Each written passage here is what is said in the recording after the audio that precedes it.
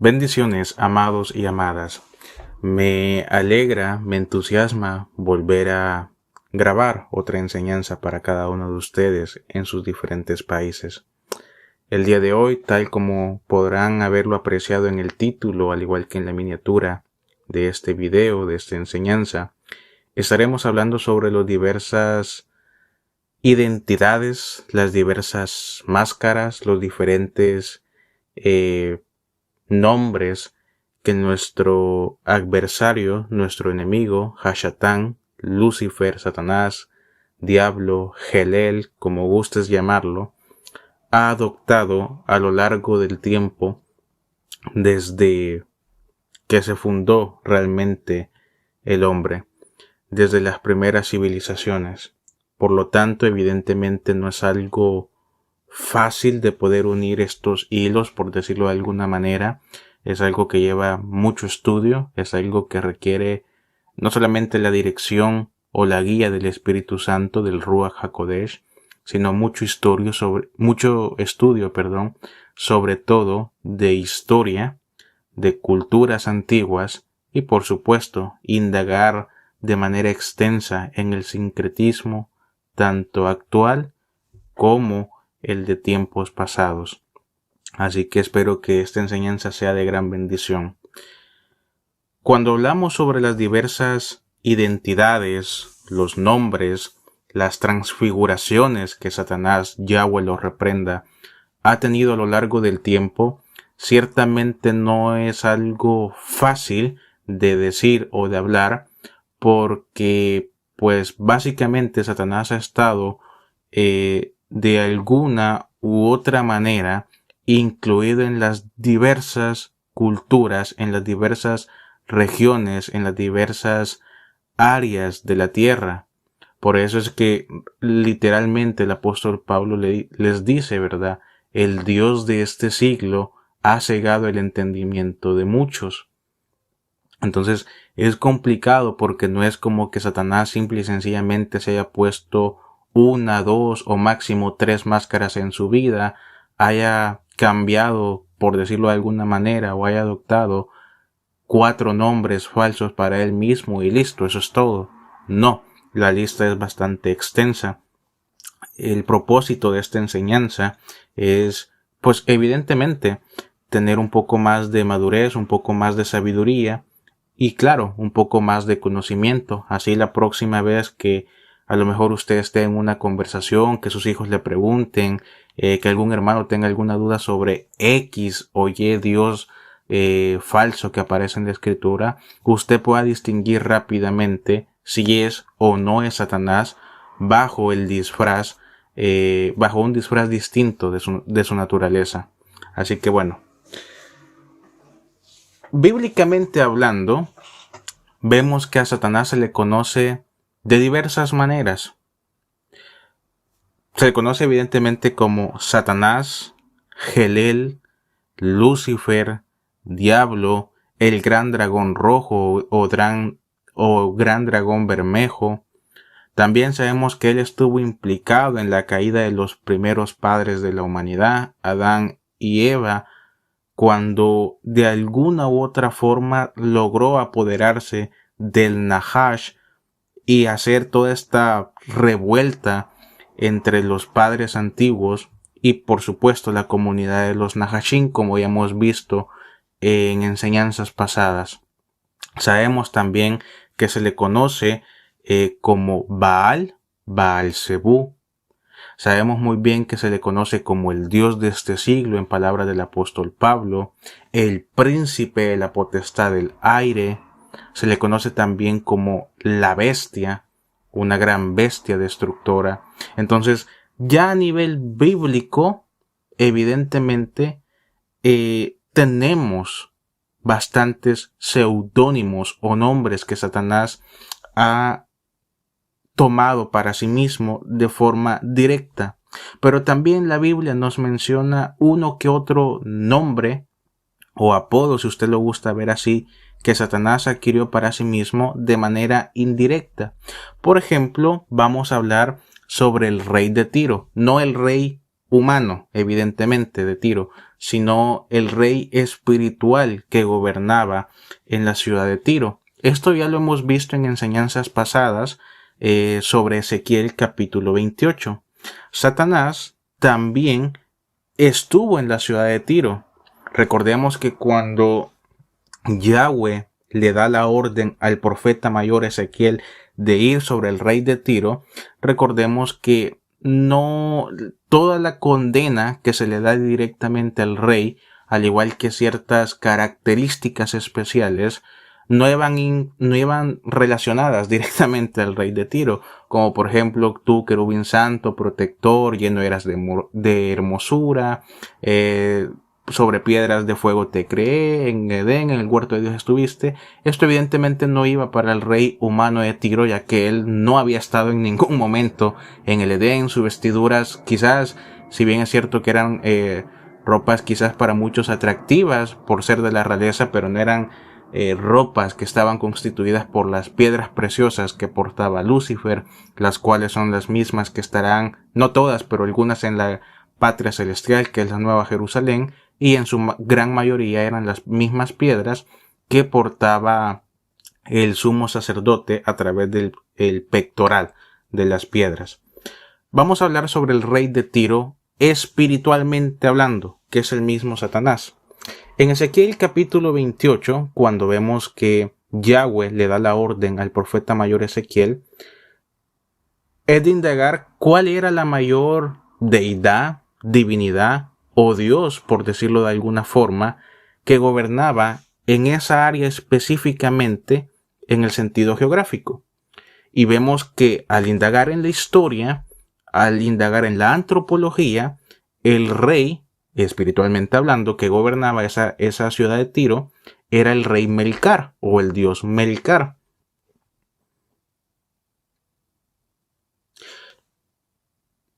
Levanta endecha sobre el rey de Tiro realmente lleva un doble propósito. El propósito humano, evidentemente, pero también el propósito espiritual. En Ezequiel 28 estaba hablando más allá de un simple rey humano. Estaba usando uno de los muchos títulos de Satanás. ¿Cuál? Melcar. Melcar significa literalmente rey de la ciudad, y aquí específicamente el rey de la ciudad de Tiro. Los fenicios consideraban que Melcar representaba la monarquía. Tal vez el rey incluso representaba al dios o viceversa, de modo que los dos reyes, tanto espiritualmente que es Melcar y el rey humano, se convertían en una.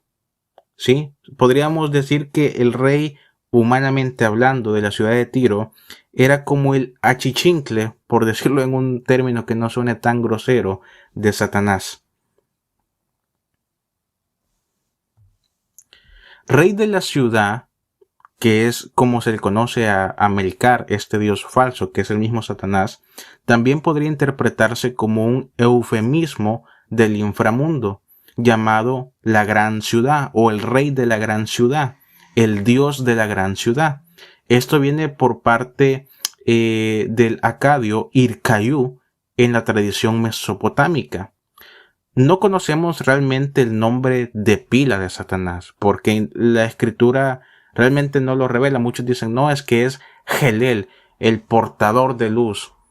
Sí, pero es que tú mismo lo estás diciendo, el portador de luz o Gelel simple y sencillamente es un seudónimo, es, por decirlo de alguna manera, un apodo, una característica distintiva de esta criatura, de este querubín caído, pero el nombre escrito tal cual como es, pues no lo conocemos, pero sí sabemos, bajo los títulos que nos da la escritura y lo que están a punto de conocer a lo largo de esta enseñanza, que realmente este querubín en su maldad ha sido demasiado astuto como para infiltrarse no solamente en las comunidades paganas o mundanas, las comunidades alejadas por completo de la gracia de Dios, sino también, por supuesto, incluso dentro de la propia iglesia. Al menos de aquellas iglesias que están flaqueando y por supuesto aquellas iglesias carnales en donde aparentemente gobierna el Espíritu Santo, pero lo único que gobierna en la realidad son grandes legiones de demonios.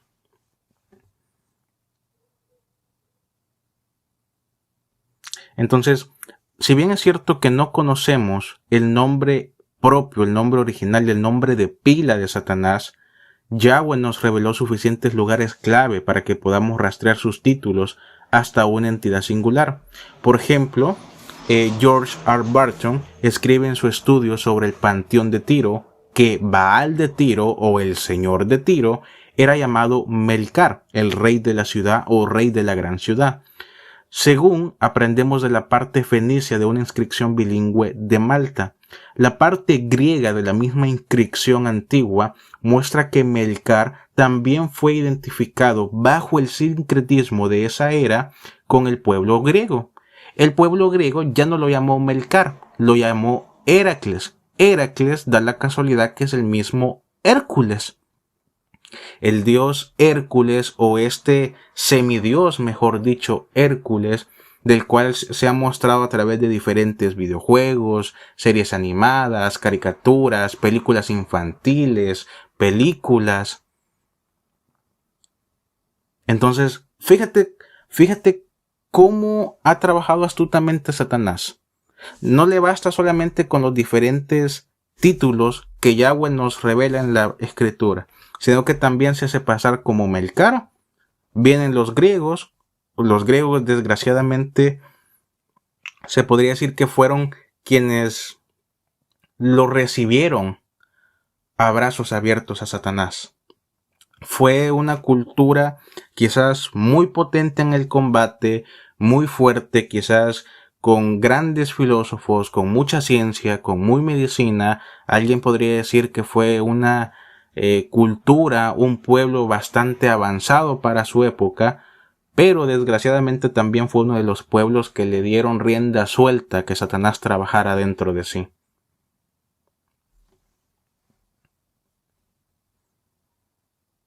Entonces, Melcar, que es Satanás, se infiltra en el pueblo griego bajo el sincretismo como Heracles.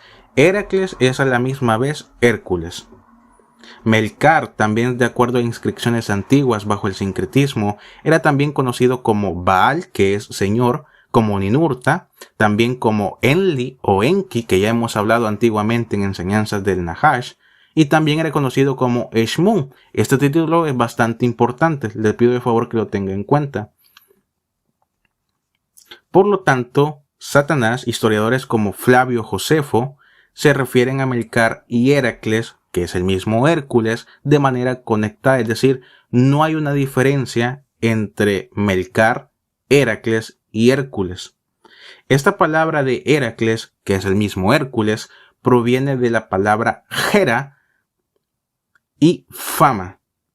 Ahora, aquí hay algo muy pero muy curioso, por decirlo de alguna manera. La parte de la fama nos recuerda a los nefilitas, los nefilim, los giborim, los guerreros antiguos, los varones de renombre, según narra Génesis capítulo 6. Por si fuera curioso, por si fuera un dato que no debemos de dejar a un lado, es que también la gente de Babel, recordemos que Babel fue gobernada por Nimrod, uno de los descendientes del Nahash, una ciudad totalmente corrupta, atascada hasta más no poder de dioses falsos, ángeles caídos. No fue una cultura realmente tan limpia que digamos delante de los ojos de Yahweh. Esta misma cultura o este mismo pueblo en Génesis capítulo 11, recuerde que el mismo pueblo de Babel dijo: hagamos un nombre para nosotros mismos. Por lo tanto, Hércules o Heracles era otro nombre para Satanás. Asimismo, la mayoría de los eruditos consideran que el rey de Tiro, que Yahweh denuncia en Ezequiel capítulo 28, es el mismo Dios con el que Elías estaba luchando en el Monte Carmelo. ¿Se acuerdan de esta grandiosa y exquisita narración bíblica en donde vemos a Elías enfrentarse contra los 450 profetas de Baal, que posteriormente sabemos cómo termina, que el profeta Elías, el profeta mayor Elías, manda a degollar por completo no solamente a los 450, entre comillas, profetas o brujos, mejor dicho, de Baal, de Satanás, sino también a los otros 450 restantes de Astarte, es decir, 900 aparentemente profetas, pues muertos, degollados de una sola vez. Muchos historiadores identifican que el profeta antiguo Elías estaba teniendo una lucha espiritualmente hablando, no en lo humano, recuerden, espiritualmente hablando, con el mismo dios Melcar, el rey de la ciudad, el rey de la gran ciudad, Heracles, Hércules, en el monte, Carmelo. De hecho, hay algo muy importante en esta narración bíblica, porque cuando nosotros profundizamos o por lo menos logramos colocar un poquito de atención, vemos que el profeta Elías comienza a burlarse no solamente de los 450 profetas de Baal, sino que evidentemente comienza a burlarse del Dios mismo. No de Yahweh, del Dios falso, evidentemente. Elías se burla del Dios por dormir, este Dios falso, es decir, de Satanás por dormir, y que debe de ser despertado. Recordemos que se burla enfrente de los profetas y les dice, quizás está dormido, quizás tengan que despertarlo, quizás si están hablando muy suave, deberían de gritar un poco más duro. O sea, se burla, les escupe directamente en la cara. Ahora, ¿por qué es importante estas expresiones por parte del profeta Elías? Porque de acuerdo a la tradición, esto de que tienen que ser despertados, esto de que tienen que gritar un poco más fuerte, quizás está dormido, eran alusiones a la práctica del despertar del rey Melcar, lo que proporciona una prueba más de que son lo mismo. Los fenicios celebraban constantemente el despertar de Heracles, Hércules, que era considerado la mayor fiesta de Melcar, el dios quemado en fuego, como el héroe griego. El rey Melcar cobraba vida mediante un rito jerogámico con su divina compañera Astarte, mediante la participación de un celebrante particular, el despertar de la deidad. En otras palabras, básicamente, por si usted no me está entendiendo, a través de un acto sexual sagrado entre Astarte y Heracles, Hércules, Melcar, que es el mismo Satanás, se pensaba que el dios volvía a la vida. En otras palabras, para que Satanás pudiera ser despertado, tal como lo humilla el profeta Elías, que es el Espíritu Santo obrando mediante el profeta Elías, tenía que tener Melcar, Heracles, Hércules, Satanás, para poder despertar, para volver regresar a la vida. Tenía que tener intimidad sexual, entre comillas, sagrada, con otra deidad, en este caso con Astarte. Esto evidentemente influyó mucho en como ya lo hemos visto anteriormente, en la prostitución santa. Básicamente, darle rienda suelta a cualquier prostituta y prostituto, cualquier zorra, cualquier ramera, al igual que el hombre adúltero, pero en este caso no enfrentaban las consecuencias directamente porque era prostitución santa, era una prostitución sagrada. Ahora, lo curioso es que el dios, en este caso Melcar, Heracles o Hércules, una vez muerto, pero luego vivo a través del sexo básicamente, nuevamente suena muy parecido a la bestia que era, no es y que será, lo cual vemos en Apocalipsis capítulo 17, a través de las visiones, las revelaciones que tiene el apóstol Juan en la isla de Patmos. Ahora, el famoso historiador Heródoto del siglo V antes de la llegada del Mesías visitó una vez el templo de Melcar e informó que había una tumba en su interior, lo que apoya la teoría de que, involucrado como estaba en la mitología fundadora de la ciudad, tal vez Melcar se basó en un personaje histórico. Recordemos que también esto pues influyó bastante en las culturas antiguas, que antes, cuando había un gran guerrero, generalmente se le deidificaba, como lo que pasó en Babel. Recordemos que la esposa de Nimrod ¿verdad? La esposa de Nimrod, deidificó a Nimrod, lo convirtió en una deidad, haciendo creer a los habitantes de Babel que pues Nimrod ahora era el dios Sol, y a pesar de que evidentemente sabemos que la esposa de Nimrod era adúltera, también les mintió diciendo que el dios Sol, Nimrod, había tenido intimidad sexual con ella y que a través de eso pues había nacido su hijo. Evidentemente sabemos que no es así.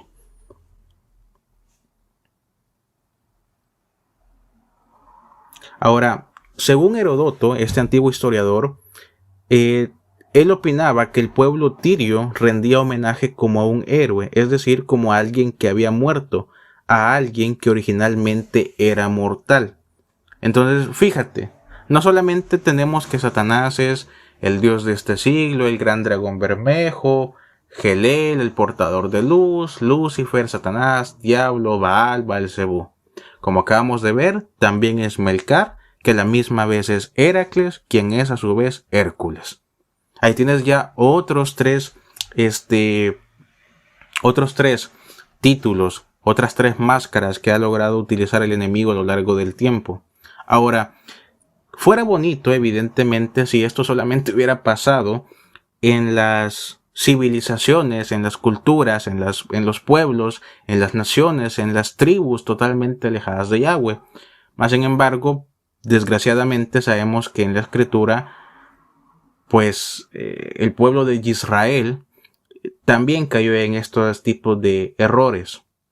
Por ejemplo, el rey Salomón, no lo digo con tal de juzgarlo, sabemos que él indujo una gran idolatría a su pueblo, indujo una gran idolatría a Israel cuando se unió con aquellas mujeres que Yahweh le había dicho que no se tenía que unir, que no las tenía que amar. El rey Salomón llevó a Israel a adorar esos sincretismos de Satanás. Recordemos que él estableció lugares altos para el rey Milcón. El rey Milcón es el mismo dios de los reyes muertos deidificados y permitió el sacrificio de niños que continuó durante cientos de años. El rey Josías, rey de Judá, poco antes de que los babilonios saquearan la ciudad de Jerusalén, trató de detener la terrible práctica. Recordemos que este rey Josías, entre comillas, profanó. ¿Cómo va a profanar algo que ya está maldito? Profanó Tofet, que está en el valle del hijo de Ginón, para que nadie hiciera pasar a su hijo o a su hija por el fuego para Moloc. Esto es algo que nos relata el segundo libro de Reyes en el capítulo 23. Ahí tienes otro nombre, Moloc. Fíjate, Milcón y Moloc, otros dos que son el mismo Satanás. Entonces, el rey, ¿verdad? El rey Josías, rey de Judá, profanó los lugares altos que estaban al oriente de Jerusalén, que estaban al sur del monte de la corrupción. Imagínate el título que le da la Biblia a lo que Salomón había hecho, el monte de la corrupción. Ahora, da mucho que desear el hecho de que Salomón haya fundado un monte que es titulado como Monte de la Corrupción. La pregunta es, ¿en qué se basó Salomón? ¿Cuál fue la deidad mayor? ¿Cuál fue el dios o la diosa falsa mayor que se estableció en el monte de la corrupción? Bueno, de acuerdo a lo que nos menciona la escritura, de igual manera en Segundo de Reyes, sabemos que el rey Salomón, hijo de David, había fundado todo este monte de corrupción cuando comenzó a construir los grandes altares para Astoreth, para Astarte. No solamente eso, no había construido no solamente para Astarte o Astoreth, sino también para Quemos, la abominación de los moabitas. Astarte era la abominación de los sidonios. Y por supuesto, también para Milcón, la abominación del pueblo de Amón.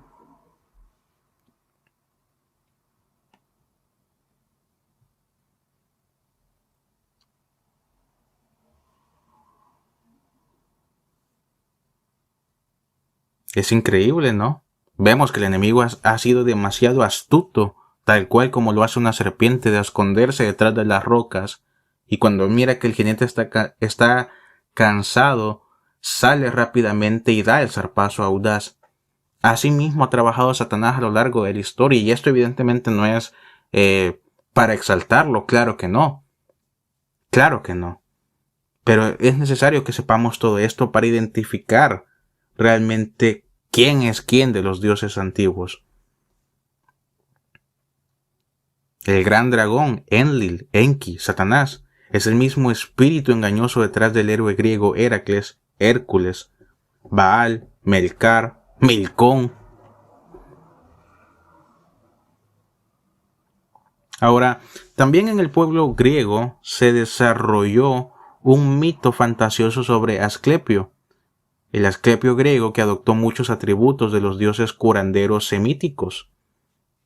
Ahora, nosotros en la actualidad conocemos a Asclepios como el símbolo de la serpiente utilizado en la práctica de la medicina moderna.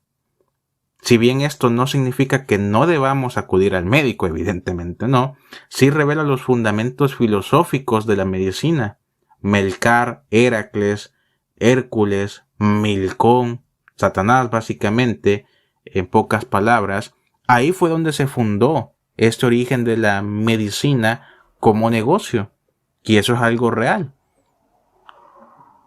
Hoy en día no solamente en los países de habla hispana, en general, en muchas partes del mundo, se mira la ayuda médica ya no algo como de moralidad hacia otro individuo, hacia otro ser humano, sino más bien como un negocio.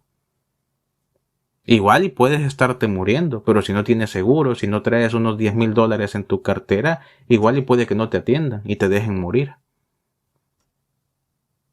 Suena duro, pero desgraciadamente sabemos que así es como trabaja en la actualidad este mundo.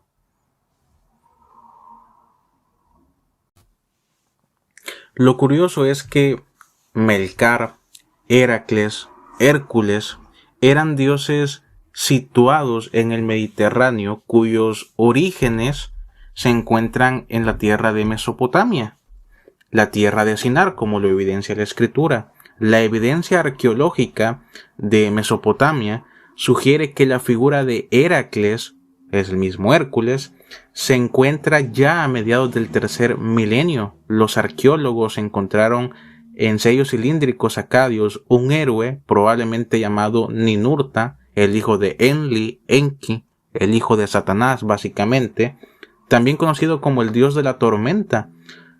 En estos sellos, en estos cilindros acadios, muestran al hijo de Enlil, el hijo de Enki, conquistando leones, toros, serpientes e incluso, lo más fantasioso, una serpiente de 7 cabezas. Algunos arqueólogos, al igual que muchos historiadores bíblicos, han llegado a afirmar que este hijo de Enki, este hijo de Enlil, pues es el mismo Nimrod, de quien se hicieron muchas fantasías, muchas historias en el tiempo antiguo.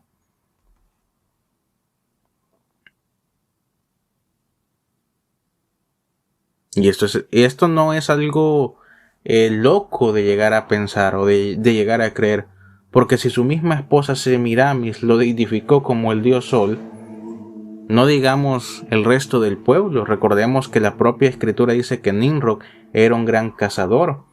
Ya vimos la enseñanza sobre Nimrod, el descendiente del Nahash, y sabemos que ese aspecto de cazador no hace referencia a que Nimrod todos los días llegaba a cazar 15 ovejas, 20 toros, 40 conejos, 2 cocodrilos, con tal de que el pueblo tuviera carne suficiente para comer, ¿no? Esa palabra cazador en el antiguo hebreo, sabemos que era cazador, sí, pero cazador de hombres. Básicamente él le gustaba dominar, le gustaba matar, era cruel en sus combates. Era un tirano, en pocas palabras.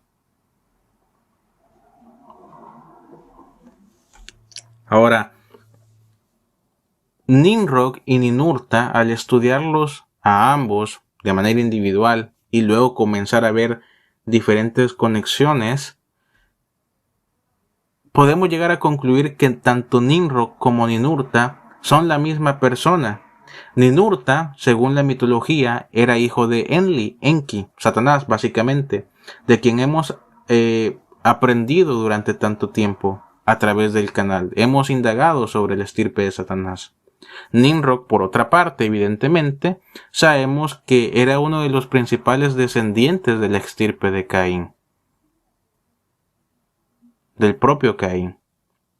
En otras palabras, era una persona pues que llevaba el genoma del Nahash dentro de sí, a través de su genética y su epigenética.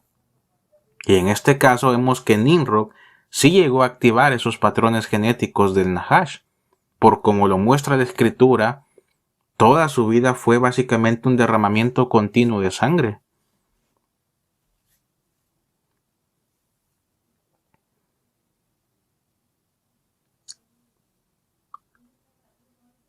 Vemos estas comparaciones entre Ninurta y Nimrod, también entre Melcar y Satanás. Además, por si fuera poco, en las representaciones sumerias hay un héroe que está equipado, al igual que Heracles, el Heracles o el Hércules, con una maza, un arco y una piel de león. Casualmente en la actualidad así es como muchos han ilustrado al Nimrod que nos presenta la escritura.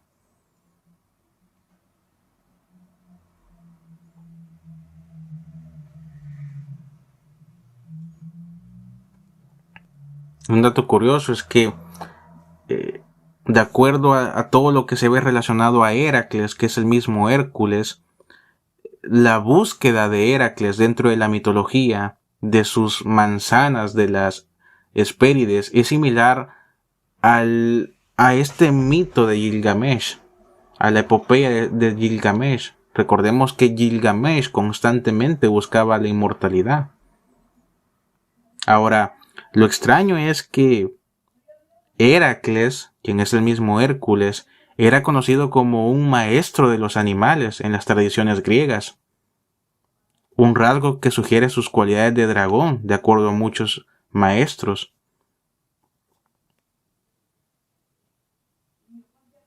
Ahora, es extraño porque de alguna u otra manera estas cualidades de dragón recuerdan también las cualidades de Satanás, como querubín. Los antiguos disfraces de Satanás son muchos y elaborados de manera bastante perfecta, a decir verdad. Buscar a Lucifer en el mundo antiguo es un esfuerzo infructuoso. Sin embargo, ahora que tenemos la llave de Satán, Enli, Enki, Heracles, Hércules, Melcar, Milcón, etc., hemos podido quitar algunas de las máscaras que Hashatán ha logrado utilizar a lo largo del tiempo. Él era conocido también como Baal, Baal-Zebú.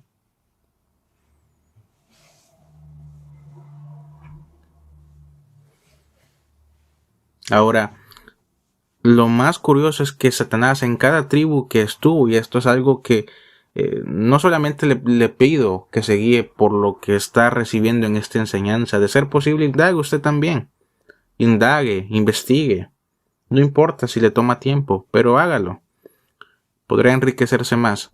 Lo más extraño, entre comillas extraño, es que Satanás, a través de sus diversas identidades, sus diversos nombres, sus diferentes máscaras que utilizó en el tiempo antiguo, siempre exigía un precio no solamente alto, sino que terrible a sus adoradores. Su estrategia y búsqueda de dominación mundial son tan reales hoy como cuando las masas lo adoraban abiertamente hace milenios.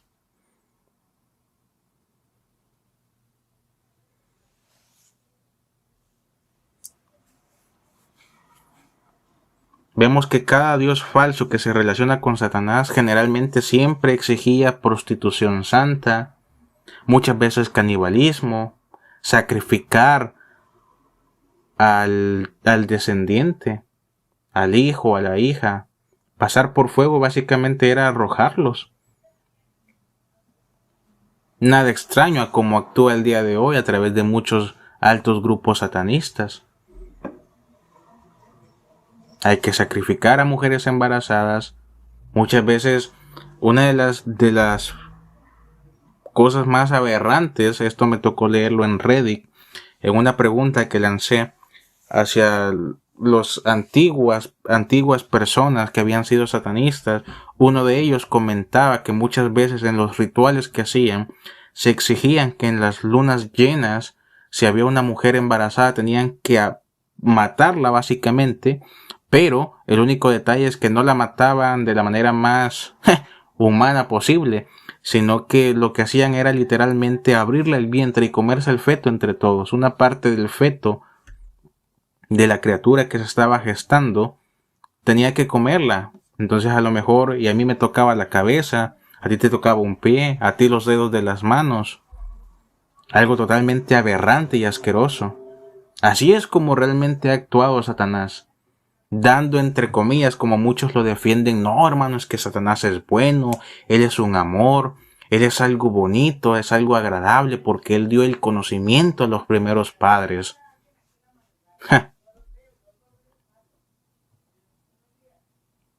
Otra de las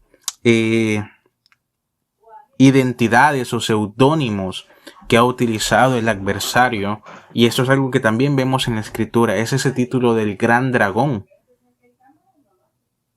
¿Por qué se refiere Juan hacia Satanás como el gran dragón bermejo, el gran dragón rojo, la bestia?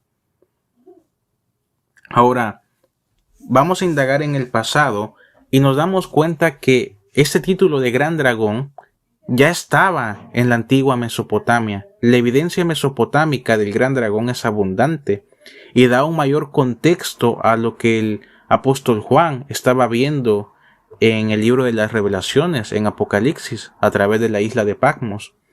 El epíteto serpentino más común de fuentes cuneiformes antiguas es el acadio Ushungalu, que significa gran dragón. Ushungalu o gran dragón es un préstamo del antiguo sumerio Ushungal.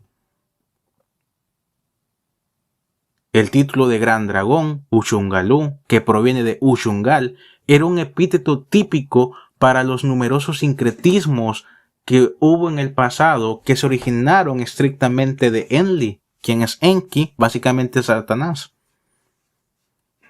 Ushungalu designa una multitud de deidades mesopotámicas, incluido Marduk, el dios Marduk. Sabemos perfectamente lo que la escritura habla sobre este dios, y no son cosas positivas o agradables.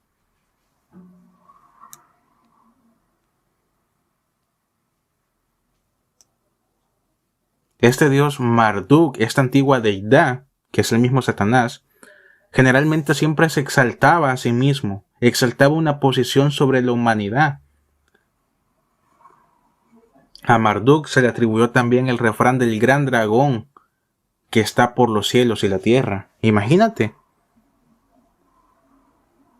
Por ejemplo, el profesor Tyler Yoder señala el hecho de que Marduk tenga una mascota, un Mushu, que es la serpiente, promueve sus propias asociaciones serpentinas.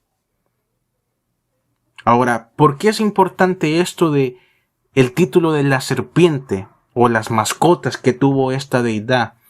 Mushushu, que también es Mushu originalmente.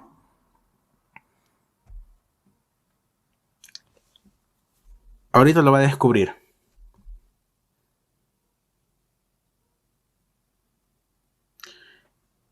Esta palabra, Mushu, y quiero que me ponga mucha atención, o Mushushu, era un término bastante común, no solamente para Satanás y cómo había logrado infiltrarse a través del sincretismo de las civilizaciones antiguas, pero estrictamente hablando, era un término utilizado para lo que las antiguas civilizaciones conocían como la gran serpiente resplandeciente.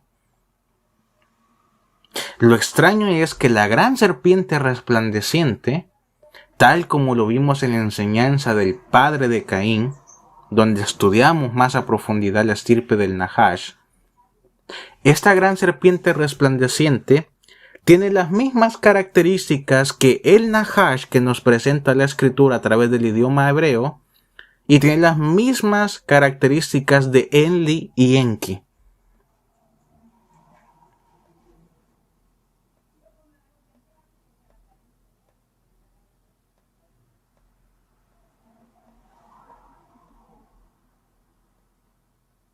La iconografía antigua da fe de la autenticidad histórica de que Heilel, Helel, Enli, Enki, Ninurta, Baal, Zeus, que es otro maldito título del adversario, Nergal, Milcón, Melcar, entre otros más que se apoderó de estos, es comúnmente referido en civilizaciones antiguas como la gran serpiente resplandeciente, o simple y sencillamente como la serpiente, o el gran dragón, o el dragón bermejo.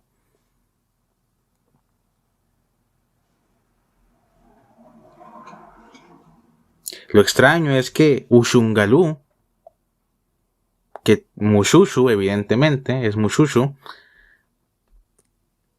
también en ciertas ocasiones se le llamó, ojo, como el pájaro Ansu. Lo extraño es que el pájaro Ansu en las civilizaciones antiguas, básicamente con el conocimiento que tenemos a día de hoy, era una quimera, una criatura con el ADN de otro animal, mezclado en sí mismo. Ushungalú, por ejemplo, en las epopeyas de Gilgamesh fue llamado como el león terrestre, y la serpiente Mushushu a menudo manifiesta rasgos leoninos.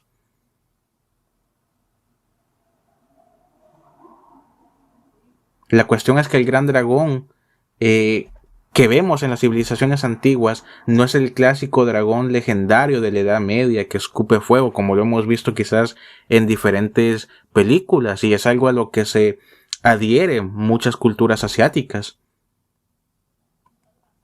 El dragón mesopotámico tenía muchas superposiciones de cualidades de león, que era uno de los rostros del querubín.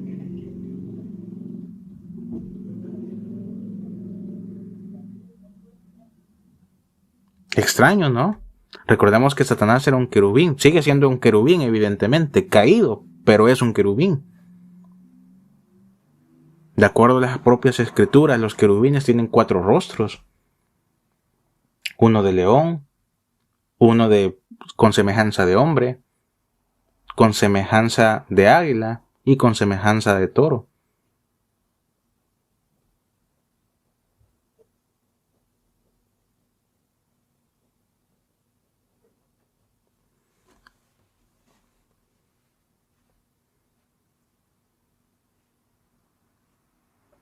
La principal cualidad del gran dragón, como se le conocía antiguamente, señala el experto en el antiguo cercano oriente, Franz Wigerman, es ser un asesino decidido que mata probablemente con su veneno y asusta hasta los dioses.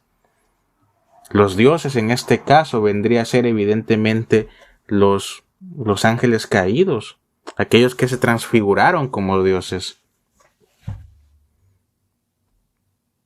Y esto no es ningún misterio. Hemos visto evidentemente que gran parte de los ángeles caídos sirven a Satanás no tanto porque lo amen, porque lo quieran o porque le rindan pleitesía. No tanto porque sepan que con él está el éxito. Claro que no. ¿Cuál va a ser la garantía de éxito del adversario? Si ya fue derrotado y humillado en más de 60 ocasiones en la escritura. Lo siguen no porque lo adoren, sino más bien por el pavor que les causa.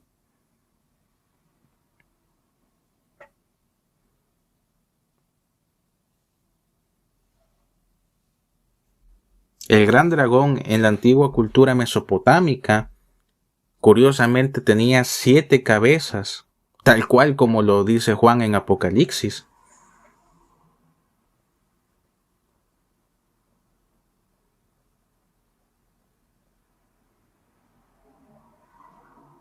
Siempre debemos de tener en cuenta, hermanos, cuando estudiamos este tipo de de asuntos, las numerosas sincretizaciones inherentes a los textos antiguos. Helel, Enli, Enki, Satanás, Marduk, Baal, Milcón, Melcar, Ninurta, que es el hijo de Enli, Enki, el hijo de Satanás, que muchos dicen que evidentemente es Nimrod, quien vemos que desde el punto de vista hebreo, a través de la propia escritura, es aquel que sale de la propia espalda del Nahash, que lleva dentro de sí todo este genoma del Nahash.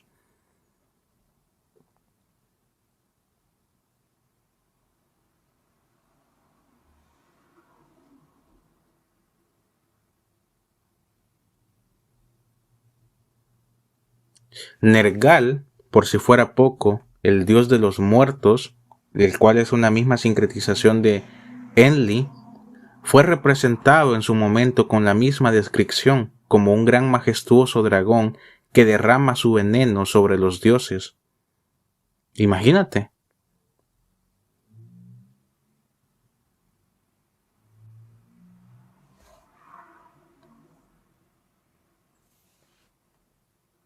Ahora, lo extraño es que Nergal, también conocido como Ninurta, Marduk, Enli, Melkar, o sea, el mismo Satanás, generalmente tiene una serpiente de mascota de 7 cabezas. El gran dragón del Apocalipsis tiene 7 cabezas y 10 cuernos, según Apocalipsis capítulo 12, verso 13. Al igual que la bestia, que tiene 7 cabezas y 10 cuernos, según Apocalipsis capítulo 13. La bestia aquí en este caso vendría a ser el hijo de Satanás, el anticristo. Algunos han afirmado que el anticristo va a ser o bien Caín, de alguna u otra forma resucitado, o por el contrario, el anticristo va a ser Nimrod, o al menos el espíritu de uno de estos dos, el espíritu de Caín o el espíritu de Nimrod. Yo lo veo poco probable, a decir verdad.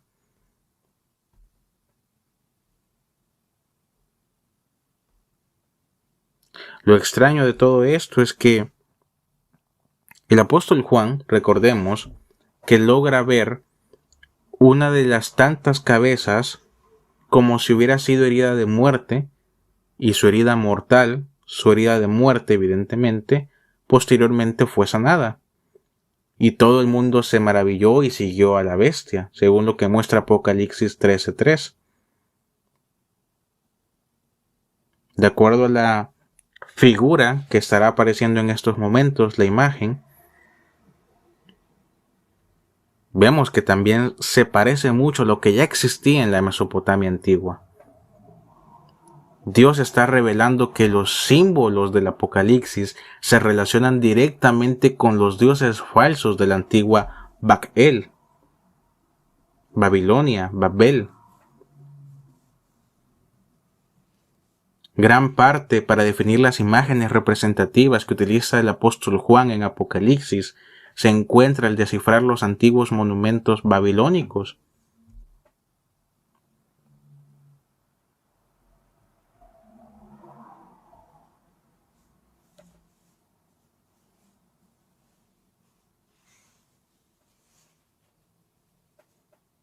Ahora, recordemos que el apóstol Juan, aquí es donde ya entra un poquillo más lo interesante y es donde quiero que realmente ponga atención.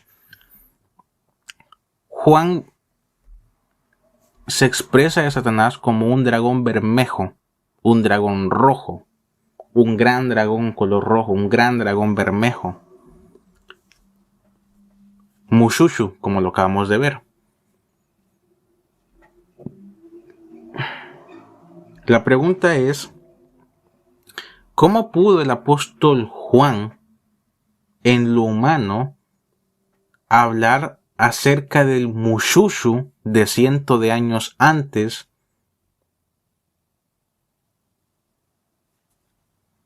Evidentemente sabemos que no era el apóstol Juan, sino que era el apóstol Juan en lo humano, pero en lo espiritual estaba siendo guiado por el Ruach HaKodesh, por el Espíritu Santo, por el Espíritu de Yahweh.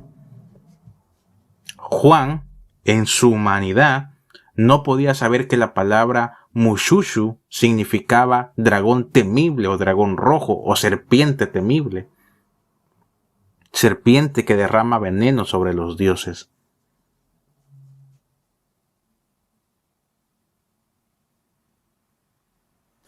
Por ejemplo, los arqueólogos alemanes desenterraron la puerta de Ishtar y la transportaron, de regreso al Museo de Berlín Oriental, Alemania, donde ahora se puede atravesar la puerta real.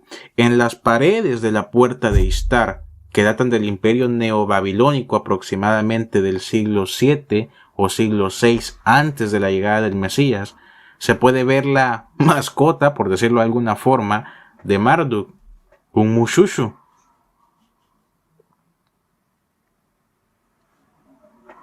Lo extraño es que este Mushushu era una criatura híbrida, escamosa, con patas traseras que se asemejaban a las garras de un águila y extremidades anteriores parecidas a las de un león, pero con cuello y cola largos, cabeza con cuernos, lengua de serpiente y una cresta. ¿Casualidad? Para nada. Para nada. Esta directamente es otra de las transfiguraciones de Satanás, y si no es así, muy probablemente es una criatura híbrida de las que hicieron los rebeldes. Recordemos que los ángeles rebeldes no solamente se mezclaron con las mujeres cainitas, de aquí nacen los guerreros, los varones de renombre, los nefilitas, la estirpe de los gigantes. Por supuesto, la estirpe del Nahash logra avanzar todavía más. Los rebeldes no solamente enseñaron todo tipo de artes oscuras a la humanidad caída, sino que también, como hemos visto anteriormente, ellos hicieron experimentos genéticos.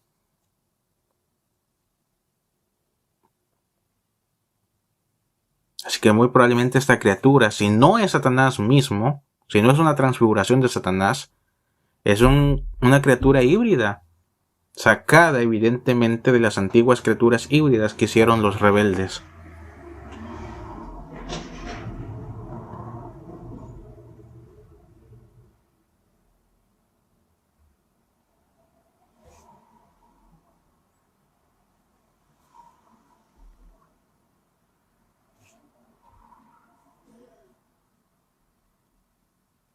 Mushushu, del acadio Mushushu evidentemente, es un préstamo del antiguo sumerio Mushu, que significa serpiente temible.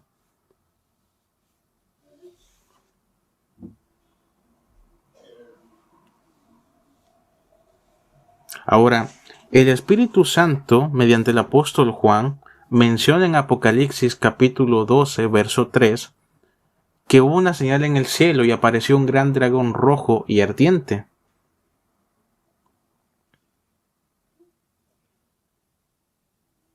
Por ejemplo, el profeta Daniel en el Antiguo Testamento escribió sobre el dragón de Marduk, que evidentemente sabemos muy bien que este dragón de Marduk, del dios Marduk, era como un león, pero tenía alas de águila, y fue levantado de la tierra y se puso en pie sobre dos pies como un hombre, y le fue dado corazón de hombre. Imagínate esta bestialidad.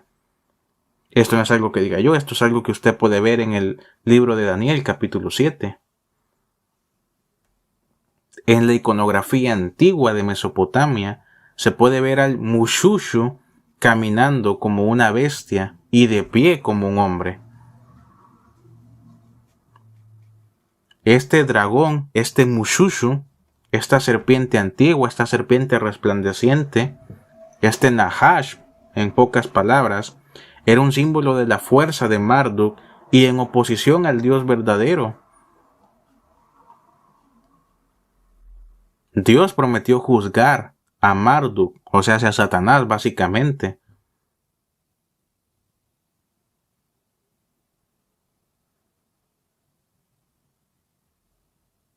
Antiguamente también se le llegó a conocer a Marduk como Merodach. En Jeremías capítulo 50, verso 2, vemos que la escritura claramente dice: Merodach está despedazado, está aplastado, está destruido. Merodach, Marduk, Satanás.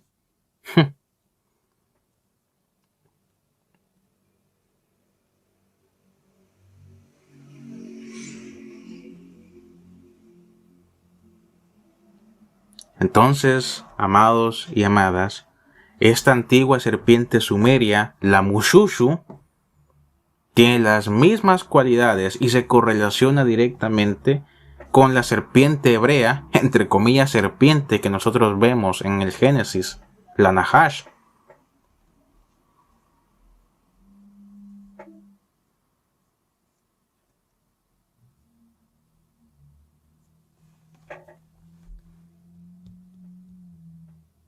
En el mito de Abu, no sé cuántos se han conocido ese mito, y si no, pues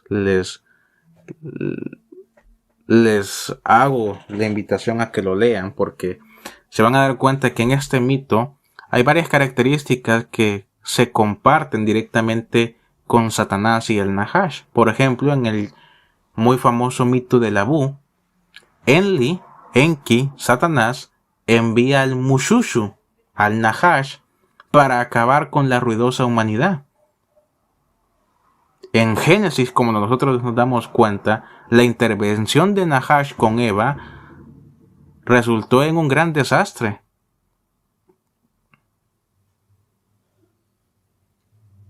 El Nahash, utilizado por Satanás, deseaba destruir a la humanidad, deseaba hacerla caer.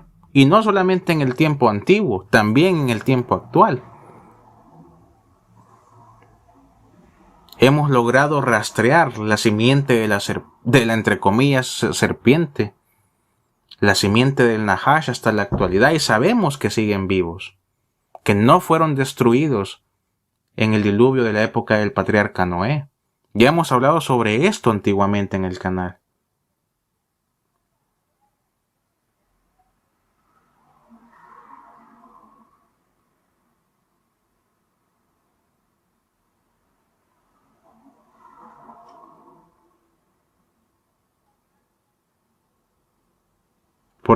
Por si fuera poco, además de todo esto que hemos visto,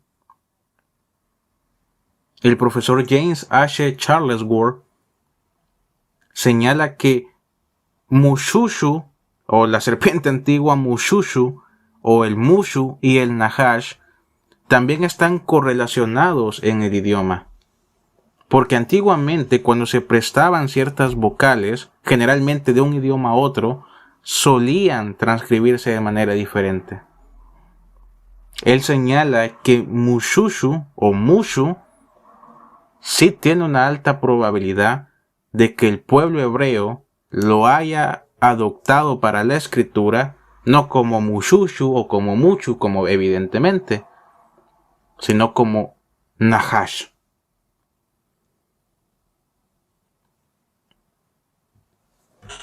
Otro de los títulos que Satanás logró hacerse para sí mismo y que la propia escritura nos narra sobre ello, de manera indirecta, a decir verdad, es Zeus. Hermano, pero yo no he visto que en la escritura a Satanás se le conozca o se le llame como Zeus. Vuelvo y repito, de manera indirecta. Quiero que vaya conmigo, por favor, a Apocalipsis capítulo 2. Apocalipsis capítulo 2.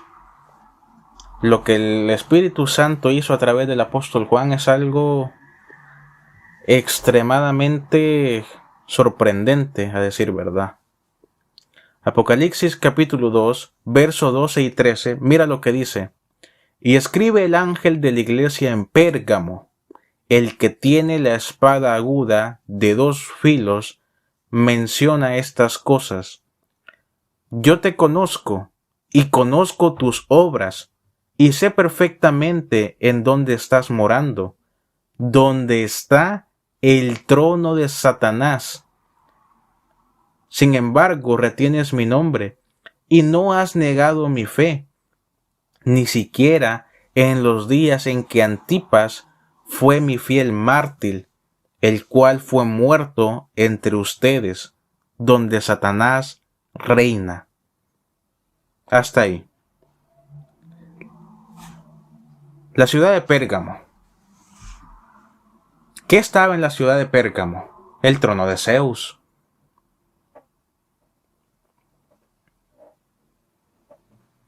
Entonces vemos claramente que Zeus, amados, es también otro epíteto de Satanás.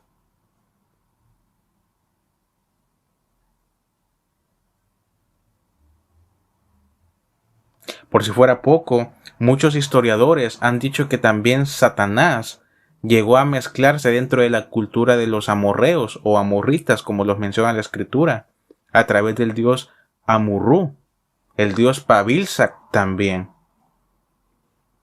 Lo más extraño de este dios Pavilsac, un dios antiguo que todavía se debate a qué civilización, a qué tribu llegó a pertenecer realmente, pero lo extraño del dios Pavilsac es que él era un propio híbrido. Generalmente se mostraba con la cabeza de un hombre, el torso de un hombre, en vez de tener manos, se representaban como colas de serpiente, y el resto del cuerpo como el cuerpo de un burro.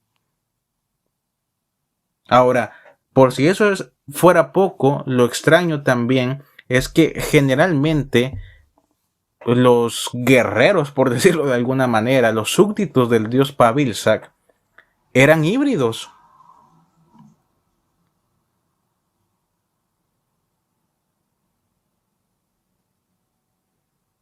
Eran híbridos. Por si fuera poco, vemos también que Dagón, un dios por parte de los filisteos y del pueblo asirio, era el mismo Satanás. Un dios que donde a día de hoy se han hecho muchas semejanzas a cómo se exigía el sacerdocio de Dagón, a cómo se exige ahora el sistema papal de la Iglesia Católica Romana. Hay muchas singularidades, hay muchas similitudes entre el antiguo sacerdocio de Dagón y el sistema papal de la Iglesia Católica actual.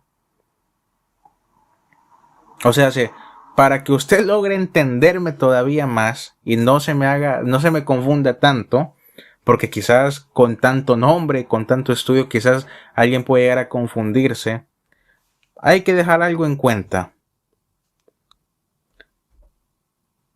Haciendo un resumen de todo lo que ha hecho el adversario. El adversario es básicamente Helel, Lucifer, Satanás, el diablo, el gran dragón bermejo, la bestia, la serpiente antigua, Mushushu, Nahash, el dios Pavilsac, Amurru, Heracles, Hércules, Zeus, Baal, Baalzebú, Belzebú, Dagón, Ninurta, Enli, Enki, Marduk, Melcar, Milcón,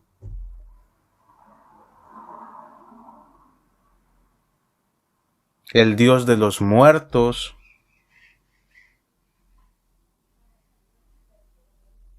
esto es tremendo, hermanos. Y muy probablemente si dedicáramos un poco más de estudio, un poco más de escudriño, nos daríamos cuenta que incluso Satanás tiene un sinfín de identidades más. Pero una quinta parte, evidentemente, ya sería mucho, de verdad. Yo creo que aquí vamos a concluir con el tema relacionado al adversario, con estas identidades. Y bueno, a partir de la próxima semana ya estaríamos estudiando a profundidad el tema del hijo de perdición, el hijo de abominación, el hijo de pecado, el hombre de pecado, el hijo de Satanás, el antimesías. Aquel que va a entrar al templo se sentará como Dios, se hará pasar como Dios, aunque ciertamente no es Dios. Así que hermanos, espero que toda esta información sea de gran utilidad para cada uno de ustedes. Utilícenla de manera sabia.